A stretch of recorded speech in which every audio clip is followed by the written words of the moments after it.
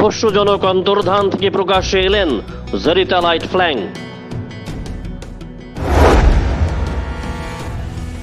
তিনি সর্বভারতীয় কংগ্রেসের সম্পাদিকা।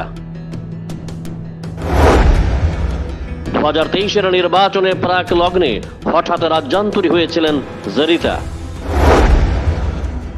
তার বিরুদ্ধে আছে আর্থিক নয়ছয়ের বহু অভিযোগ। জরিতা লাইট ফ্ল্যাং তিনি মেঘালয়ের বাসিন্দা, সর্বভারতীয় কংগ্রেস কমিটির সম্পাদিকা। 2023-এর বিধানসভা নির্বাচনের বহু আগেই কংগ্রেস জরিতাকে পাঠিয়েছিল ত্রিপুরায়, দিয়েছিল সংগঠন মজবুত করার দায়িত্ব। সুদীপ আশিস বিজেপি ছাড়ার পরই জরিতাকে ত্রিপুরায় প্রেরণ করা হয়েছিল। তিনি দীর্ঘদিন অবস্থান করেছিলেন রাজ্যে। 2022-এ 3 বিধানসভা কেন্দ্রের উপনির্বাচনের সময়ও জরিতা রাজ্যে ছিলেন। 2023-এর বিধানসভা নির্বাচনে দামামা বাজতেই পোস্ট অফিস চৌমুহনীর বাতাসে টাকা ওড়ার গন্ধ শুরু হয়ে গিয়েছিল। দিল্লির এআইসিসি থেকে রাজ্যে আসতে শুরু করে টাকার ব্যান্ডেল।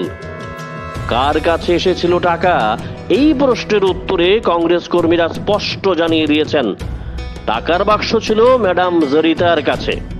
কংগ্রেস কর্মীদের বক্তব্য, জরিতা থাকতেন শহরের মরা চৌমুহনী লাগোয়া একটি হোটেলে।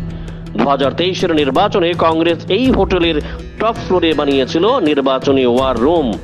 অভিযোগ, এই ওয়ার রুমে বসেই নির্বাচনের সমস্ত আর্থিক দুর্নীতির স্ক্রিপ্ট একের পর এক রচনা করেছিলেন জরিতা। ওয়ার রুম সহ আনুষঙ্গিক খরচ বাবদ এই হোটেলকে জরিতা নাকি দিয়েছেন 40 লক্ষ টাকা। ভাবা যায়, কংগ্রেসের নির্বাচনী ফান্ড নিয়ে দুর্নীতি হয়েছিল কোন পর্যায়ে?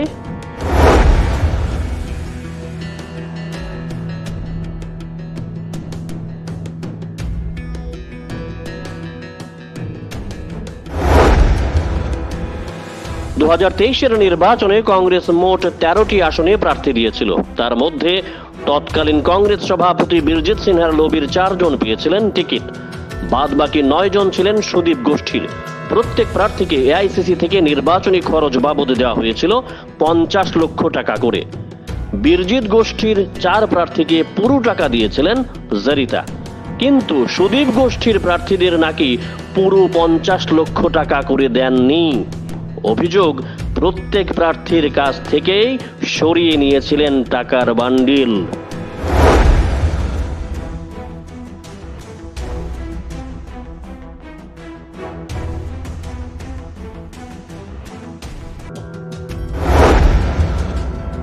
যদিও কংগ্রেসের এই সংস্কৃতি নতুন নয়, কংগ্রেস অন্দরমহলের খবর 2013-এর নির্বাচনেও তৎকালীন কংগ্রেসের ছাত্রনেতা ভিকি প্রসাদ, সুদীপ রায় বর্মনের তৎকালীন আত্মসহায়ক প্রদীপ চন্দ্র ওরফে গৌতম সহ অন্যান্যরা মরা চৌমুহনীর এই হোটেলে বসেই কংগ্রেসের টাকা লুটপাট করেছিল। এই অপসংস্কৃতির লোকজনগুলি এখন গেরুয়া শিবিরের অলিন্দে।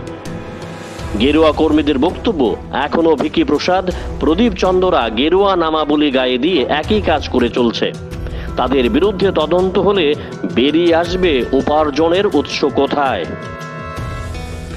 2023-এর নির্বাচনে কংগ্রেসের পুরানো সংস্কৃতি ফিরিয়ে এনেছিলেন জরিতা, আত্মসাৎ করেছেন কংগ্রেস প্রার্থীদের টাকা। এই নিয়ে আজও কংগ্রেস প্রার্থীরা ক্ষোভে জ্বলছেন।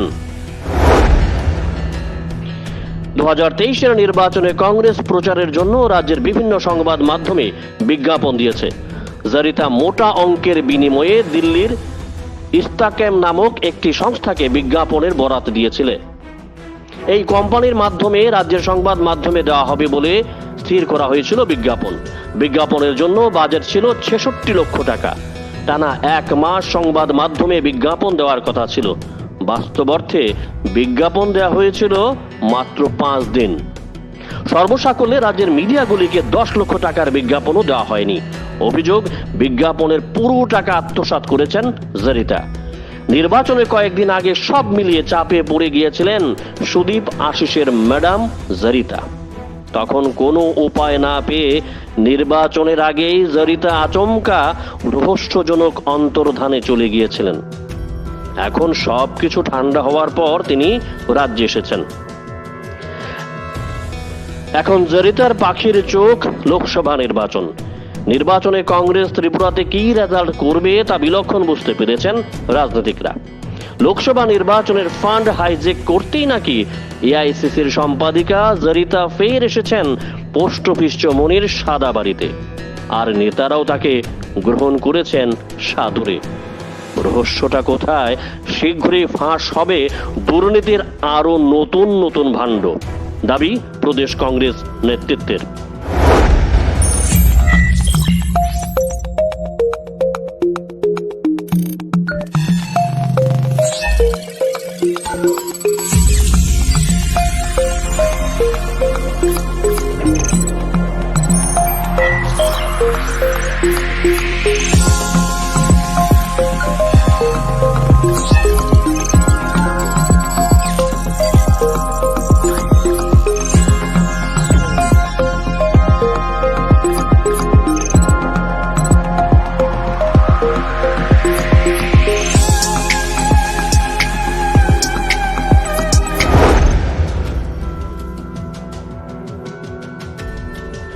Bureau Report, Jam 24 News।